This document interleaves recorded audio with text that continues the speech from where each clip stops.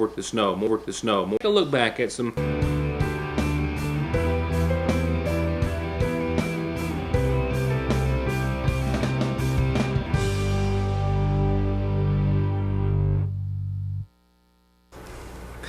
Hi, it's Wednesday. Welcome back. It's the 21st day of March. It is the first full day of spring.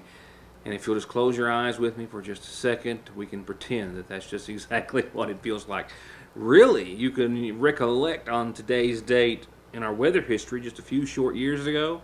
In 2012, we were in the middle of a 3-day run of record-setting temperatures, 83 and 84 degrees over the course of 3 days. Right now, we were in the middle of it just a few short years ago. Far from that.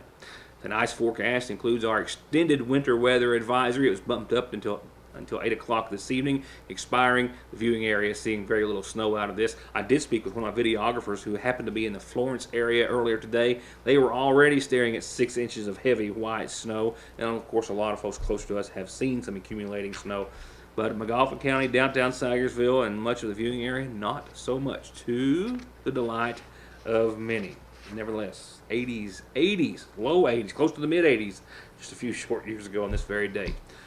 On tonight's program, names of those who were in the vehicle, including the deceased and the injured, and how it relates to 3 generations of a McGoffin County family. I'll have an update on that entire situation in just a few seconds. The McGoffin County Board of Education meeting from last night, they discussed the new Parents Against Criminal Action, It's a community-based group of parents which have been formed. They brought their proposal before the board last night. They also spoke of the school calendar. The school calendar for McGoffin County Schools has changed twice in the last 24 hours. I'll tell you where it stands right now. They spoke of school insurance, trying to keep it up for students and athletes, the sale of a piece of property to an area church, and much more. Also, some numbers that are perhaps anything but surprising. We'll get to all of that and more in just a few seconds. One initial report before we get to that, and that is from our Federal Reserve. I think to no surprise, they have voted just earlier today to raise their key interest rate. They say in doing so, they are citing confidence in the U.S. economy. They also have plans of continuing similar rate hikes throughout the remainder of this year. The Fed says they plan to make 2 more rate increases in 2018, and they also say that they're increasing their estimated number of increases for 2019 from an original 2 now to 3 planned for next year, citing greater expectations and more optimism for solid growth as well as low unemployment across the nation. They boosted their key short-term rate today by about a quarter of a point. It's still relatively low, 1.5% to 1.75%. They also say that they're continuing to shrink their bonds as well. All of that means that consumers and businesses will begin to see higher loan rates over time. Loan rates that I've been watching have been inching up just a bit already over the past several weeks and past few months. With that said, here's tonight's update on the tragic story that I could bring you yesterday only in part. While we were aware it was not confirmed or officially released, and we were awaiting notification of next of kin of the young woman who was killed yesterday morning. She and her mother and her daughter were on their way back to Michigan when tragedy struck shortly into their trip. The 39-year-old woman was pronounced dead at an area hospital. The 2 other females in the car, her mother and her daughter, are recovering at the UK medical facility. 50 minutes or so into a girls' trip, so to speak, to Michigan to take the youngest of 3 generations of a local family back home, tragedy struck yesterday morning on the Mountain Parkway at about the 15-mile marker near Clay City, just past the Clay City exit on the Mountain Parkway. It began when a semi hauling lumber made what appears to be an illegal U-turn in front of a small SUV that was driven by 39-year-old Lisa Hurley. Hurley's 15-year-old daughter and Hurley's mother, Debbie Hughes, of Kentucky Street here in Sagersville, as passengers. As for Hurley, she was pronounced dead at the Clark County Hospital, while her teenage daughter was the least injured and in the latest report could be released from the hospital at any time today or tomorrow. Hurley's mom, Debbie Hughes, Hurley's mother, Debbie Hughes, suffered chest and internal trauma, but I'm glad to report, per an update from the family, she is improving and expected to recover. The grandmother and granddaughter are both at the UK Medical Center. Lisa Hurley had actually just moved back to Sagersville a few years ago, and just a few months ago, this past December, married Brian Hurley, and the newlyweds were living in Oxshire. In the official press release from the Kentucky State Police at Post 8, they say that during their investigation, they determined that 71-year-old Alvin Appleby of Elkhorn was traveling westbound on the parkway in his semi and attempted to make a U-turn in the median. And that's when 39-year-old Hurley, who was also traveling westbound behind the semi, struck the trailer of the vehicle. While it wasn't mentioned in the official press release, it has been noted in the past 24 hours that criminal charges may be pending against Appleby. As for Hurley, she will be laid to rest following services here in Sagersville. Arrangements are being made under the care of the Sagersville Funeral Home. Her body was sent to the state medical examiner's office for an autopsy, and pending that return and possibly some recovery of her family, funeral services will then be set. I'll be right back with other headlines after a word or two. Stay tuned.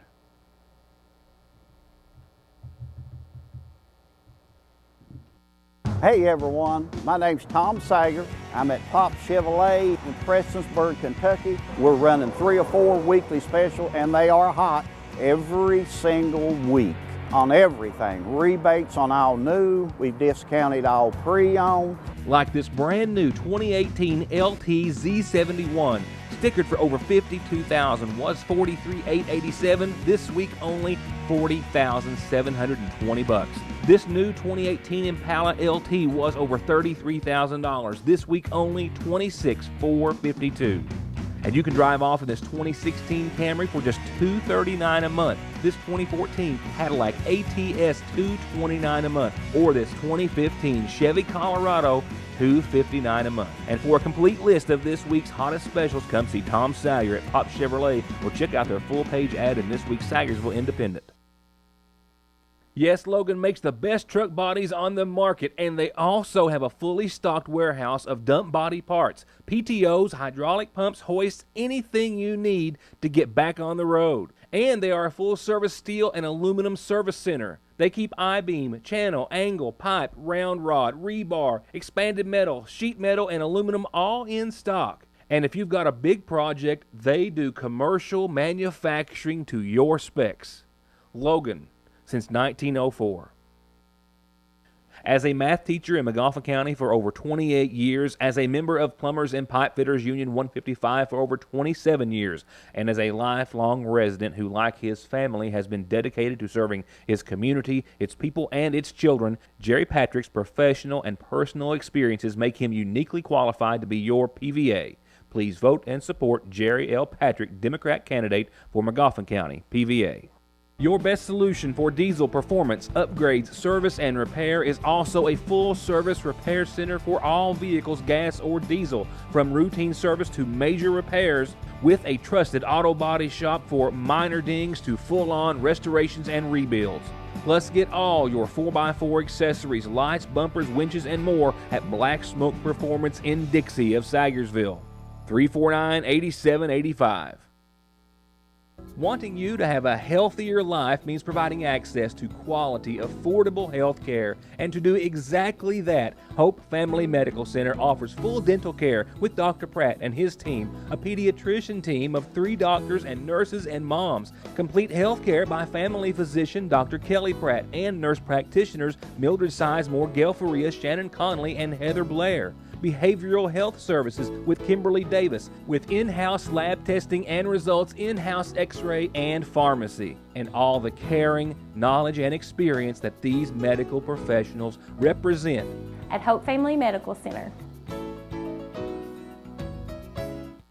Your single largest investment in life is most always your home, and whether they're necessary or optional, a weekend project or a major renovation, we can help finance your home improvements and make your vision a reality.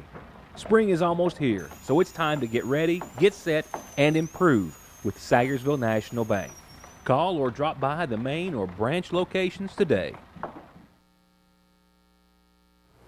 Coming up in just a few seconds, we'll talk about what's ahead in tomorrow's edition of the Sayersville Independent and in your weather forecast as well. Right now, it's coverage of last night's McGoffin County Board of Education meeting. They spoke with representatives of a newly formed parent group who want to support the school district's efforts in keeping our children safe. They also spoke at length about changes to the school calendar.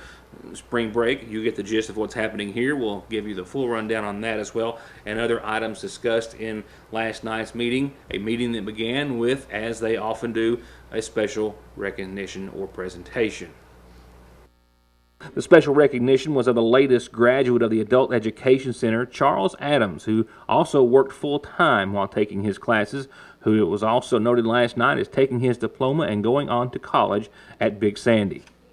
Next, a presentation from the Parents Against Criminal Activities group. Now, this is a recently formed group of parents who have come together following the Florida school shooting and continued events thereafter, obviously, in an effort to help support the McGoffin County School District in their efforts of protecting our kids while they're at school. Our group, after the Florida school shooting, some parents got together. We started talking about what we could do to help our community. I think that everyone in McGoffin County agreed on the pride we have for our students. And with that being said, their safety is most important. We recognize the fact that you guys are trying to do everything in your power to improve on that with the buzzer systems and everything you can do. But with the funds, with the cuts, everything like that, we're an organization that's basically going to have your back. We're going to raise money. Our first goal will be to have metal detectors implemented in the suggested areas by you, the school board. We want to work hand in hand with you folks to further the safety of our students. The group was there to ask for the board's approval so that they could assist them. The first goal that the group has set for themselves to purchase metal detectors for McGoffin County's schools. They've been meeting on Friday evenings at the Sayersville Renaissance program, and Allen's presentation last night followed a prior meeting with himself and School Superintendent Scott Helton, after which Helton gave his personal approval of the group and their efforts and invited them to come before the board. And after some more discussion, the board unanimously approved collaboration between themselves, the district, and Parents Against Criminal Activities. Next, it was time to discuss school attendance and the school's calendar, the latter of which has changed 2 times in the last 24 hours. As for attendance rates with the school district, Director of Pupil Personnel, Terry Watson, said right now the system as a whole was running at 91.38%. That's year to date. That does not take into consideration the 9 low attendance weather days that they are implementing or adding to that number, so that percentage should increase just a bit. They also discussed the NTI program, the non-traditional instruction days that some or several school districts have been utilizing to deal with days in which they have to call off for bad weather and other such instances. And speaking of the school calendar, prior to the meeting, school was to be out on May the 31st, a Thursday, with Memorial Day falling on the Tuesday prior. As of today, we know, Terry and I know, that we have to amend the calendar because of the election day. We cannot go to school on election day. They're requesting to use some of our facilities for voting precincts, so we're going to have to allow that. That being said, we were scheduled to get out of school before election day, so we've already missed beyond election day, so we've got to come back and look at our calendar and adjust it to account for election day. Going back to what I was talking with our teachers about, we did some surveys, and I'm not going to tell you all of them requested this, but a majority of the teachers requested that you all look into the possibility of taking some of their spring break days and letting them have some of their spring break days, because if they anticipate bad weather and then you got April and it's always flooding, one of the top proposals, there were 2 proposals, was take 2 days, let them have 3 days, take 3 days, let them have 2 days off. I just told them that I would mention it to you all and that you kind of think about it and see what y'all thought about it. But as of right now, we know that when you take Election Day, we're at May 31st. That's taken off Memorial Day too. But that's giving them off on Memorial Day. In the end, Superintendent Helton proposed removing 2 days from the 5-day spring break calendar, which would put school out on May the 29th, the Tuesday or following day after Memorial Day Monday, meaning that students would be in class on Monday, April the 2nd and Tuesday, April the 3rd, and then be out Wednesday, Thursday, and Friday of that week, and of course over the course of the following weekend for a 5-day break. Once again, putting school out on the 29th day of May. I like that idea, but I'm also going to take this opportunity to make another plug for NTI days, and to also for future boards that have to sit here at this table and make this decision. It's never an easy one. I think that we've probably made this decision 3 out of the 4 years I've been on the board. I personally think, and it's just my opinion, and, take it as a grain of salt, but I think, spring break should look more at like fall break, maybe just 3 days, for the 2018-2019 school calendar, so that future boards aren't put in this situation. Just a thought, just an idea. And in an update to that report, with classes being canceled today, even though it was just a half a day scheduled, as the second half of the day had been called off to allow staff to go to Frankfort in support of the pension rally. Nevertheless, with classes being called off completely today, the calendar has since already been adjusted to Wednesday, the 30th day of May, being the final day of school, with potential changes coming depending on the weather, 3 days left in the spring break calendar, that Wednesday, Thursday, and Friday. In other business, the board went on to discuss the supplemental student insurance program.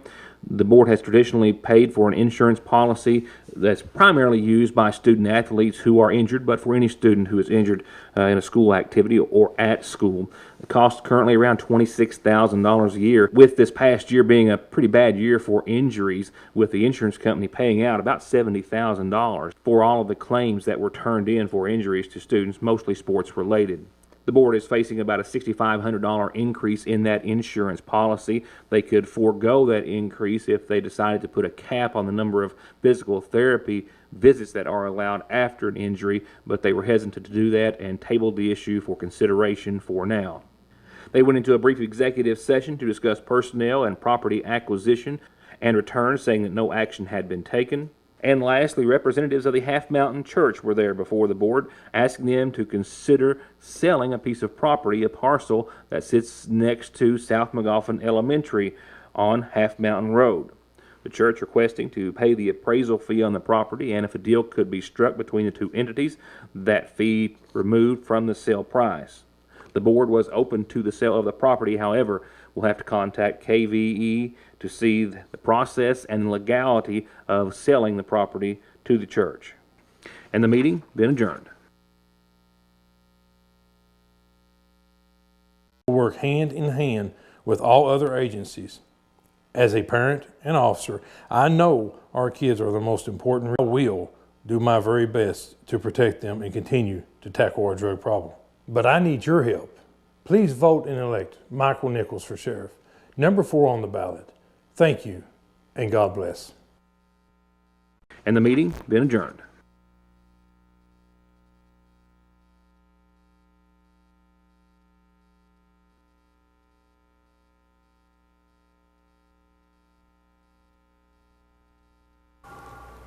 Looking ahead to tomorrow's edition of the Sangersville Independent, pick one up and you'll find one of our feature stories about a Magoffin County man who has connected with the family of his organ donor after a liver transplant, and he outlines in great detail the entire ordeal. It is a truly wonderful read, and one that we think that you'll want to take in. More on Colonel Bolin, the man who, of course, just released from prison weeks ago for shooting 3 people and shooting at 3 others, but now back in prison. Our historical page continues to draw accolades. We thank you so much. We're continuing to fill it with photographs and information that you can't find anywhere else. Our media and election polls, keep those coming, and our Easter coloring contest is winding down. The deadline is the 23rd. They're coming in by the droves.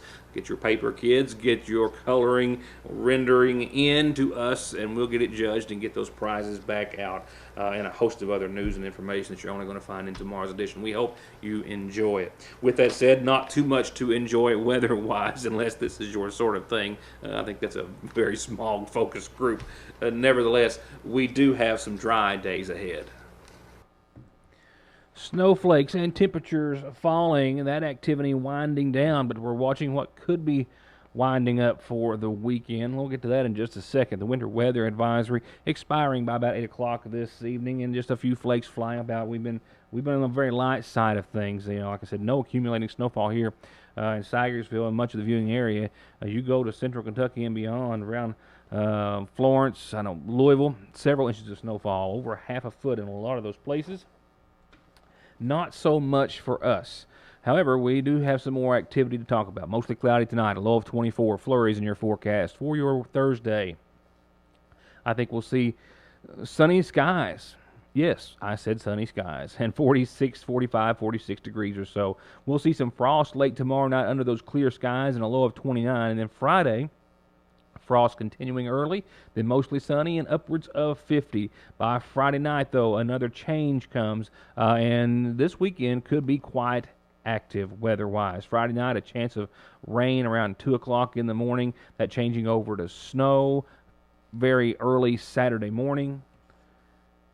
And then possibly that snow to rain, and then that rain to snow. And this could be a weather makeup by the weekend that could continue on into your Sunday as well, with a chance of rain and snow continuing into the latter half of your weekend. The temperatures look to be well above freezing on both days, but that could change. I mean, it's just a bunch of different scenarios how this could play out, white or wet or both for a lot of folks. We'll know more as the week progresses and the weekend gets here. The good news is, at least right now, by the time it's all said and done, we should fare pretty well.